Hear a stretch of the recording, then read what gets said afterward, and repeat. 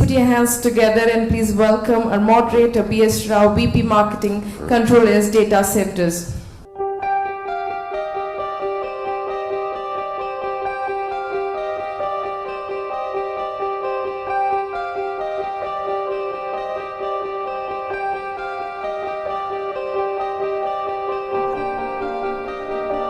Ladies and gentlemen, a very good evening to you.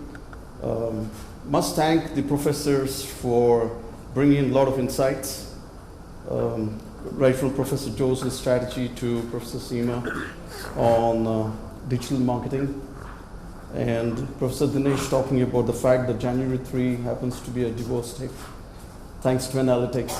So I think a lot of deeper insights. World is changing. And we're going to be moving on to the next session, which is a discussion on innovation and marketing and digital strategy. But today is a very interesting day for all of us marketeers. The fact that all of us head marketing or some function related to it is born out of the reality that our parents got us educated. And the education did not happen automatically. It happened because of the teachers who blessed us with the knowledge. And today happens to be Guru Purnima Day. And whatever we are today, we owe it to our parents and our teachers. So professors, thank you very much for making us what we are today. We owe it to you. So having said that, it's also a very interesting day for us. All of us marketeers in India. I must thank Enterprise IT for taking a very good initiative to bring all the marketeers under the one umbrella, and probably some of the finest brains in the marketing are seated here. And before we actually move to the panel discussion, we thought that we should be sharing some thoughts and reflect on our past and the future, and so that we can integrate and we talk about how we innovate and make a beautiful life for our future generations and the future organizations. In marketing, I think Professor Dinesh had shown a slide which told the customer journey funnel. So you have need recognition, and then evaluation of alternatives and so on. So with digital marketing, one aspect of the customer funnel which has become prominent is post-purchase. As marketers, we have historically ignored post-purchase and focused more on generating awareness and creating preference. But with social media, whether we like it or not, people share their experiences. So what ratings they give, what review they give, what comments they write on different platforms, that becomes the deciding factor, and not blowing your own trumpet. So advocacy has become the mainstream for marketing. And internet, as everybody is saying, it is ZMOT, so zero moment of truth. And people go to internet first. So as a marketeer, we have to see whether we are discoverable or not. So digital marketing, the consumer is looking at creating his own pull. So it should be used as a pull medium and not just a push medium. So when the consumer is having an intent to buy and is actively searching on internet, on a search engine, are you discoverable? If you are not, we are losing out on lot of potential sales revenue. Just to add to to both of what you had said and going to the talk that was done before. Coming from where I came in Cisco, we actually put an analytic on this. Over 20 years and big data analysis and $43 million worth of listening tools gave us one insight which is very valuable. 11 touches that the customer does before he buys your product and before he even speaks to somebody in your organization. 11 touches. What was very surprising was we were not there in 9 of them. And this is a company which has the largest market share in the networking market. So we went back and said, why are we not in front of that customer when he's even considering? Who is this customer? So going back to the roots of understanding who your customer is in this digital world is the very first question. It's a KYC in a different manner. So we went back to understanding the persona of the buyer. We are not more bothered about a designation. He's a CISO, he's a CTO, he's a CIO, he's a CEO, he's a CMO. That is the traditional way of tackling it on an email or any other way. But we said, let's look at the persona of the buyer.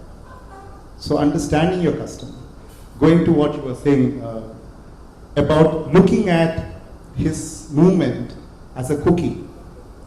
Where does he go from X time to Y time, and where does he go after his working hours? What are his viewing habits? What are his buying habits? What are his activities that he goes through? Is there a correlation between that? So there was analytics and insights that drive the entire persona behavior. And can we map our marketing to that? The fourth was very clearly understanding the journey of the buyer. Now you are touching the customer at some point of the buying journey. Neither are you at the very beginning, nor you are at the very end. And there is no end in a customer journey. Like you said, it's a 360, there's a continuous buying journey. How can we touch that customer in different ways? At the top of the funnel, at the middle of the funnel, at the bottom of the funnel? And how can we repeat? The last is the predictability of the business. Because at the end of the day, it's all about return on investment, more importantly, time. How can I convert an existing pipeline on a zero-touch marketing? That means there is no sales touch. The world is going completely on a marketing-led approach. How can we do that? So when an organization CEO wants to go at a 20% growth, or maybe even ahead of the journey like John Chambers wanted to do, the question was about how can we touch the untouched? How can we sell to the person who we have not seen? These are the new challenges that are there in front of the market here. With data, it is becoming even more complex. So I think understanding and simplifying the complexity, yet retaining the marketing storytelling approach. We have storytellers right from the beginning of marketing. How do we continue and tell the right story to the right customer at the right time, in the right way? Yeah, so how has the mindset of the consumer changed? I mean, is there a difference between a customer who's been buying in 1980s and the one who's buying now in 2018? Is there a significant difference that we observed, or is there no difference at all? Good evening. First of all, thank you for creating this panel. This is a wonderful opportunity to actually evoke the emotions. Actually, I represent both the traditional way of marketing and also the modern digital marketing metrics that we are undergoing. And if I may just mention here that we have been talking about evolution. There are certain constants, and they are not going to change irrespective of how many changes are happening. I think most of you touched upon this aspect, that there is going to be a customer, there is going to be a marketplace, and at this marketplace, the one who is going to be visible, the one who is going to create a trust regularly is going to win this. There is always a constant that you have to strive to understand what exactly the customer wants. And if you can identify that these are the ideas that we marketers have in terms of the need that the customer has, can you create that story? Can you make that memorable? These are fundamentals, and irrespective of any changing time, this is going to be constant. Now let's understand that the personality of the customer is changing in the digital era. The personality is changing because the customer is a smart customer. The customer, whether he is in Muzaffarpur or he is in Manhattan, it's a flat world. He knows everything. Are you able to serve him well? And he touched upon the value chain. So the customer typically is looking at instant gratification. The moment I land in Bangalore, the customer, the marketer, if he is able to identify I am on a business trip or on a luxury trip, and if he creates that impact on a platform which is engaging enough. That platform, so in fact, so as a marketer, do I have a platform? Do I have a platform which invites the customer to engage? Do I have that platform by which he can or she can pay it immediately, the mode of payment the way he or she can? Do you have it? Do you have omni-channel support by which he or she can actually make an immediate call? Do you have this in the value chain? Or do you have that feedback mechanism? By that feedback, you are going to create and recreate that storytelling. If you are able to do this, you are living in a digital era. For me, it's this. So you mean to say that all the customers today expect them to be tracked, right? The needs to be assessed before they actually uncover and address those proactively. Is that what we're saying? Professor, what do you think? I mean, earlier the customer used to go to a shop and identify and say, okay, this is what I want to buy, and the family would make a decision. Today, like Professor talked about the analytics, 70 or 80% of the buys today are typically a decision before made, right? You already made the decision and then you walk into a store or then click on the mouse. So what do you think? I mean, is it the era of a consumer pull, or it's an era where you have a 24/7 customer whose needs are being assessed round the clock proactively?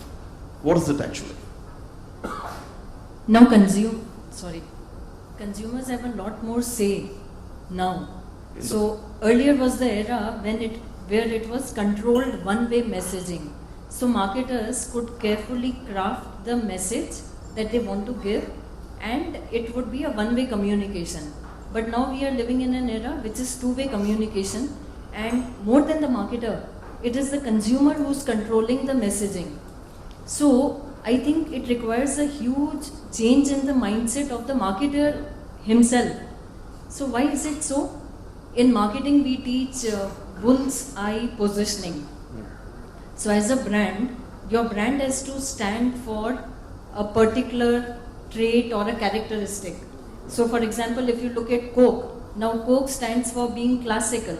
It is traditional. It is American to its core. But Pepsi is irreverent. But then the consumer on a YouTube, if you remember, there was this episode where Mentos was dropped in the bottle of a Diet Coke and a spring of geysers erupted. And this video became hugely viral. Now this happened many years ago. And at that time, the reaction of Coke was it completely rubbished the video. And it said, we have got nothing to do with this Mentos thing. But consumer doesn't care. They don't care whether you are a classical brand and you want to protect your identity very strongly. You may be a serious brand, classical brand, but consumer is having fun with you. So the brand identity itself is getting shaped and changed over digital media. So as a marketer, you have to be more open-minded. You have to be more flexible. You can navigate the discussion, protect the core, but it's more about adjacent positioning and not bullseye positioning anymore.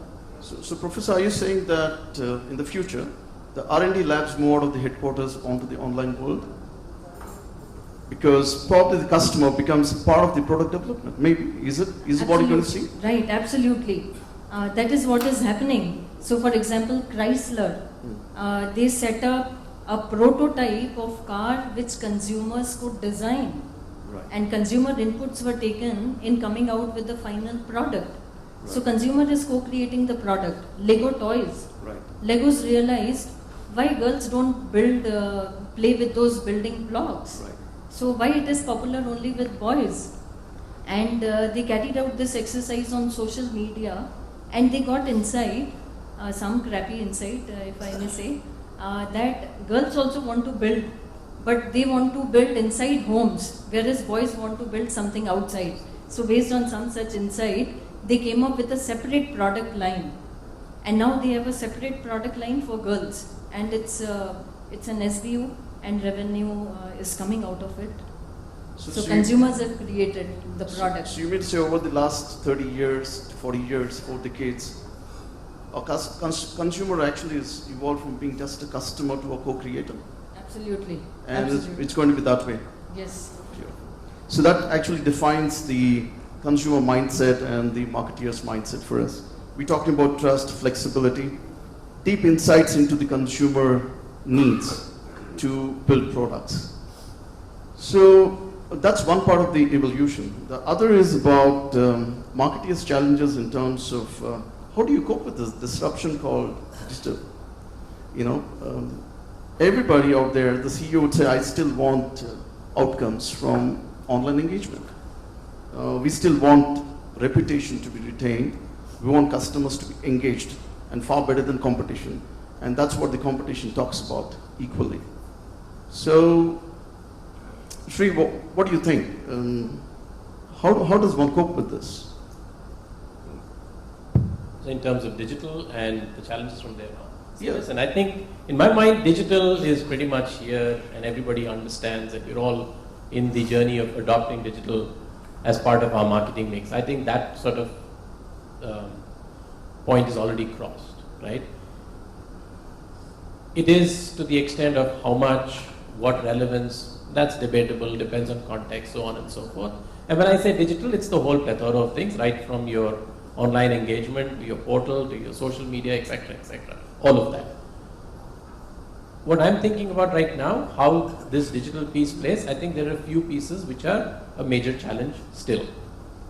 One is, so digital is a great go-to mechanism in your marketing mix when you need to scale, whether it is resource, time, whatever. So it's a fantastic vehicle. You can scale it really easily. So great. But then you want to think about what that digital is bringing in for you. I think that's where there's a little bit of a challenge in my mind. From a practitioner's perspective, the way I see it is that digital works great, still in a little bit of a silo.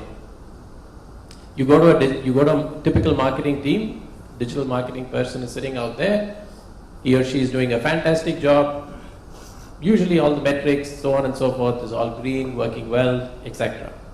Till the point that, of course, if you can bring it home and convert it as he was mentioning as a buyer, that's fantastic. I think when in a typical B2B case, some of the companies that we work at, etc., sometimes not everybody understands it. So for example, if somebody is coming in as a digital lead, the treatment you give to a digital lead needs to be very different from what you do for a traditional person you may have met at a trade show, right? Does sales understand that? Do the conversations pick up from where they were on the online space and pick it up in the phone or whatever else the follow-on engagement? There's a little bit of a crossing that we need to do there. That's one. The other thing in my mind is the speed, right? You bring in a lead, a digital lead, somebody is doing a search, the person is looking for it at that time. If you're going to take a week to get back to the person, you know what, it's not very relevant. They're going to be speaking, but it's sort of out of context at that time. How do you sort of internally enable some of your other champions to pick it up at that point, right? So while we as marketers and everybody, I'm assuming, is doing some sort of a marketing function in this room, we're going to be all gung-ho about it. I think we need to figure out how do we take digital a little bit out of the silo and start socializing with a few more. We're doing a little bit of work. Now I think we are doing a little bit of work. We're combining online and offline. We're doing all of that stuff. It's still within marketing realm. Let's take it a little bit more broader to other constituencies and let them start understanding the power of this, right? So that our treatment of it is really good. So that's my point. Just want to add to some of the things that we have experimented with to some degree of success, and just want to share with the larger audience of what we've tried in this word integrated marketing as instead of silos. Fundamentally taking the entire journey onto the 4 R's. We all know about the digital reaching the right customer at the right time, so R is already known to us. Is the customer revealing himself? In a digital, it can't stay at a cookie level. Is he revealing himself? Because then he's open to the trust relationship that we spoke about. He's opening his doors for an engagement. So the reveal is the next logical step of engagement. The third is the response. Like he said, how fast do you react? So the reaction mechanism cannot be the classical sales, getting a lead, going to the customer at a particular point of time when the iron is not hot. We got to hit the iron while it's hot. So on the zero touch marketing, it's all about touching the customer when he wants that information, and invariably it's outside the selling hours and maybe on a weekend, right? The fourth key area is, depending upon the response comes the revenue bit. Now in marketing, I do not know about others, but everybody fights for budgets. Okay, it's always half of what everybody is trying to give you and what you're asking, but the business targets are always double, right? So it's a fantastic situation of that. Now, how do you suggest that you are the right person to be given the right budget? So, coming from a position today of integrating sales and marketing in my job function, I am the Chief Sales and Marketing Officer. So, I can't blame a marketer because that's my function. I can't blame the sales because that's also my function. Now, the funny thing is, now how do I integrate these two to get to the customer? The key thing is, you have to have different reaction mechanisms. Now, when a lead comes up in the zero touch marketing, one of the first things that we do is to clearly understand a predictability on that. That means when the man has first come into my website, instead of just the CTC and the standard impressions game that we all play, and everybody's green like you said, we are no more bothered about that because we are way past that. What is the engagement point that we have? And it's all algorithm based. It's a machine language which is built in. That means when the cookie has come in, straight away there is a point, but we are not the highest point there. When he comes back for the second time and a third time, the scores move on. What is he downloading? What is he reading? Based on that, algorithm opens up and says, hey, you know what? He's downloading a white paper on security. So the alert starts going out to the security team saying this customer who is in your TAM, your target addressable market, is downloading a white paper on security. Now we watch that space a little carefully using a machine language and algorithm and analytics and automation. We go to the next step, which is whether he's clicking on that omni-channel and coming to a webinar or coming to an event. When we are looking forward to meeting him, that becomes the customer engagement point on the offline mode. And logically giving it a point where we predict that lead, that this guy is now inbound. When he's coming in, the chatbot wakes up, a form fill wakes up, a sales guy wakes up. When the customer information is given to on the Salesforce to the sales customer, and there's my friend who works in Salesforce there, so when that information goes, you just can't give it a lead. We give all the history. So there is LinkedIn. We pull out a lot of information from LinkedIn and push. We're given a lot of pages that he has come in, how many times, where, what, etc. We have our own TAM information, which has come from market intelligence and market research, which we have done, and we give the information of the person who has revealed himself.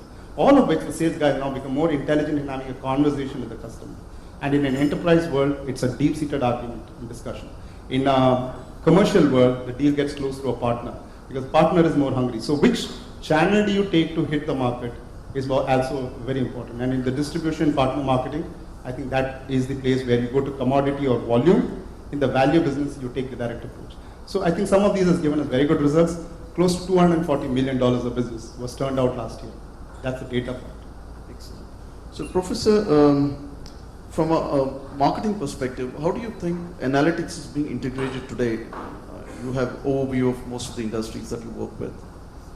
Could you share some insights for us?